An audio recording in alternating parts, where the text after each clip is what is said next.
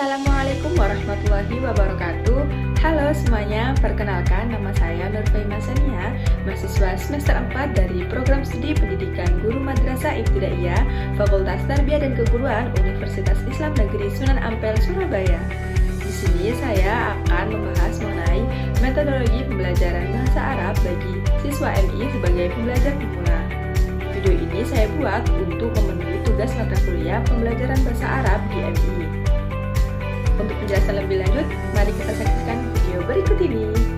Jadi teman-teman, konsep dasar metodologi pembelajaran bahasa Arab merupakan ilmu atau kajian tentang bagaimana cara mengajarkan bahasa Arab dengan mempertimbangkan berbagai faktor seperti tujuan pembelajaran, karakteristik peserta didik, tujuan pembelajaran, lingkungan belajar, dan juga metode yang digunakan dalam pembelajaran bahasa Arab itu juga harus memperhatikan faktor seperti linguistik, psikologis, dan juga pedagogis agar pembelajaran berjalan secara efektif dan juga efisien. Nah, yang kedua teman-teman, sejarah perkembangan metodologi pembelajaran bahasa Arab. Jadi, dalam sejarahnya pembelajaran bahasa Arab itu dibagi menjadi dua periode. Yang pertama yaitu ada periode klasik, yaitu pada awal masa Islam hingga abad pertengahan. Nah, pembelajaran bahasa Arab ini berfokus pada pengajaran langsung dan pengembangan ilmu tata bahasa untuk menjaga kemurnian bahasa itu sendiri. Kemudian yang kedua yaitu ada periode modern. Metodologi pembelajaran bahasa Arab mulai dipengaruhi oleh teori pendidikan barat seperti metode grammar translation dan juga direct metode yang mulai diperkenalkan dalam pembelajaran bahasa Arab. Nah, selanjutnya yaitu perkembangan metodologi pembelajaran bahasa Arab di Indonesia. Nah, kurikulum bahasa Arab itu telah mengalami 5 perubahan dari tahun 1984 hingga 2013, teman-teman. Perubahan ini itu mencerminkan upaya adaptasi terhadap kebutuhan zaman dan juga perkembangan pendidikan nasional. Nah, perubahan yang pertama yaitu ada pada tahun 1984, di mana program pengajaran bahasa Arab itu berfungsi ganda, yaitu sebagai bahasa ilmu pengetahuan dan juga alat komunikasi.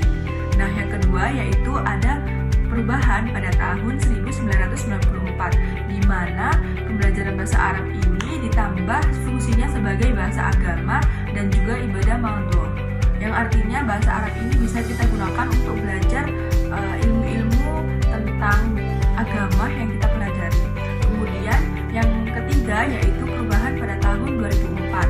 Nah, metodologi pembelajaran bahasa Arab pada tahun itu menekankan pada ketercapaian pada kompetensi siswa.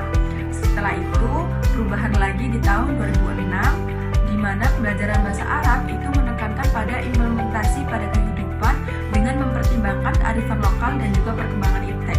Jadi udah mulai maju nih ya, karena seiring berjalannya zaman, teknologi juga semakin berkembang pesat.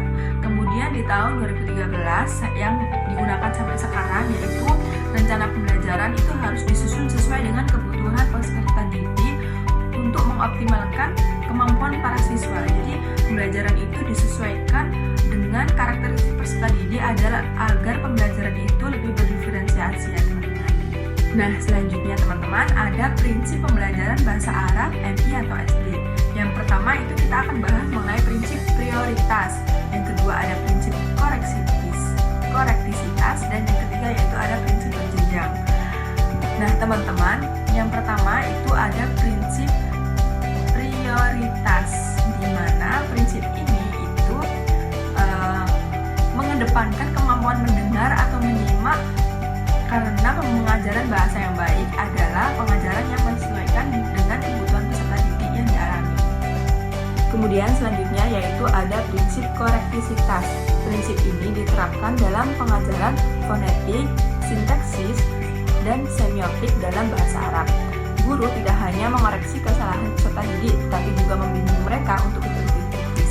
Jadi teman-teman, karena peserta didik di MI ini masih terbiasa menggunakan bahasa ibu, jadi kita sebagai seorang guru harus bisa mengkoreksi dan juga membimbing mereka untuk bisa menggunakan bahasa Arab dengan baik dan benar. Selanjutnya yaitu ada prinsip berjenjang. Jadi ada 3 kategori prinsip berjenjang. Yang pertama ada dari konkret ke abstrak, global ke detail, serta dari yang diketahui ke yang belum diketahui. Kemudian yang kedua ada materi harus berkesinambungan dengan pembelajaran sebelumnya. Kemudian ada bobot pengajaran meningkat seiring waktu, baik dari segi jumlah jam maupun kompleksitas materi. Kemudian selanjutnya ada tahap pengajaran. Jadi ada pengajaran kosakata atau mufrodat, ada pengajaran qawaid, nahwu dan shorof, dan juga ada pengajaran bermakna. Nah, teknik dalam pembelajaran bahasa Arab yang bisa kita gunakan yaitu ada pendengaran sebelum penglihatan, pelafalan sebelum membaca, dan juga penugasan kolektif sebelum individu. Nah, selanjutnya teman-teman ada perbedaan antara pendekatan, metode, strategi, dan teknik dalam pembelajaran bahasa Arab.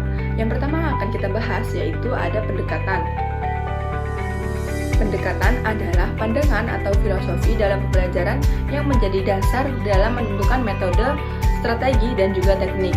Pendekatan ini bersifat umum dan teoritis, tidak terkait pada langkah-langkah tertentu. Nah, contoh dalam bahasa Arab itu ada pendekatan komunikatif yang menekankan pada keterampilan berbicara dan juga komunikasi dalam bahasa Arab. Yang kedua yaitu ada pendekatan struktural yang berfokus pada tata bahasa, nahwu, dan shorof sebagai dasar pembelajaran. Yang ketiga yaitu ada pendekatan natural, yaitu belajar bahasa Arab seperti anak kecil belajar dengan bermain peran. Yang keempat ada pendekatan humanistik, yaitu belajar bahasa Arab dengan bahasa bercampur seperti halnya mereka sedang belajar dengan bahasa ibu. Nah, yang kedua yaitu ada metode. Metode merupakan cara atau prosedur sistematis yang digunakan dalam pembelajaran yang berdasarkan dengan pendekatan tertentu. Jadi di dalam metode itu lebih spesifik dibandingkan dengan pendekatan dan memiliki langkah-langkah yang lebih jelas.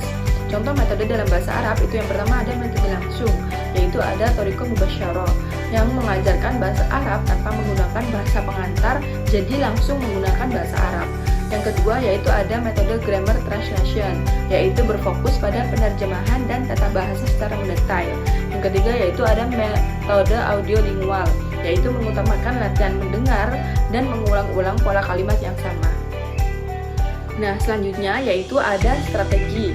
Strategi merupakan rencana atau taktik yang digunakan guru untuk mencapai tujuan pembelajaran. Nah, strategi ini lebih fleksibel dibandingkan dengan metode dan dapat disesuaikan dengan situasi kelas. Contoh strategi dalam pembelajaran bahasa Arab yaitu ada strategi diskusi kelompok, yaitu untuk meningkatkan keterampilan berbicara mereka secara alami. Yang kedua yaitu ada strategi bermain peran untuk melatih komunikasi dalam situasi yang nyata. Dan yang ketiga ada situasi membaca intensif, yaitu untuk meningkatkan pemahaman teks bahasa Arab pada peserta didik. Nah, selanjutnya yang terakhir teman-teman ada teknik dalam pembelajaran bahasa Arab. Teknik sendiri merupakan cara spesifik yang digunakan guru dalam menerapkan strategi atau metode tertentu di kelas. Teknik ini bersifat praktis dan juga konkret. Contoh penerapan teknik dalam pembelajaran bahasa Arab yang pertama kita bisa menggunakan kartu atau flashcard untuk memperkenalkan bahasa Arab atau kosakata yang baru. Kemudian yang kedua yaitu menggunakan lagu-lagu Arab untuk melatih keterampilan mendengar mereka. Dan yang ketiga yaitu ada meminta siswa membuat dialog singkat untuk latihan berbicara.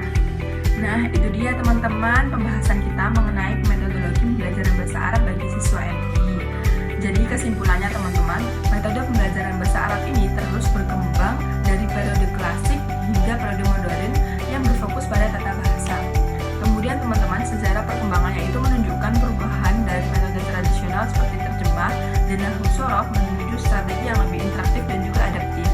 Nah, dalam pembelajaran itu juga ada pendekatan berperan sebagai dasar filosofis, sementara metode itu berperan menjadi cara sistematis yang dapat diterapkan, dan strategi itu digunakan sebagai rencana pembelajaran yang fleksibel, sedangkan teknik sendiri merupakan cara spesifik dalam pelaksanaannya di kelas. Nah, dengan memahami perbedaan ini teman-teman, itu memungkinkan guru untuk merancang pembelajaran